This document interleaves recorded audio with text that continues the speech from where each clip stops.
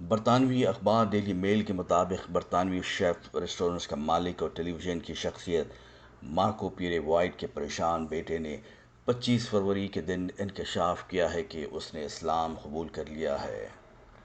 28 سالہ مارکو پیرے white junior کو اس ہفتے چھری رکھنے، دکان سے چوری کرنے، ہیروئن جو کہ ایک انتہائی نشاور ڈرگ ہے رکھنے اور نسلی طور پر ایک سپرمارکیٹ سیکیورٹی گارڈ کے ساتھ بدسلوکی کرنے کے جرم میں 1 سال قید کے بعد جیل سے رہا کیا گیا تھا۔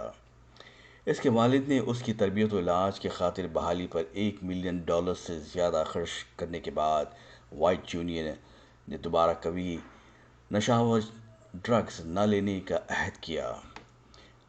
مارکو کے بیٹے کے اسلام قبول کرنے کو، جیسے کچھ لوگوں کے کہنے کے مطابق، اس کے والد کی حمایت حاصل ہے۔ مارکو پیرے کے بیٹے نے میل آن لائن کے ساتھ ایک انٹرویو میں کہا کہ میری لت کی وجہ سے $1 ملین سے زیادہ ضائع ہو چکے ہیں، لیکن اسلام نے مجھے ہر چیز سے گزرنے میں مدد کی ہے۔ میں 17 بار بحالی میں رہا ہوں اور جیل میں رہنے سے مجھے احساس ہوا ہے کہ بہت ہو چکا ہے۔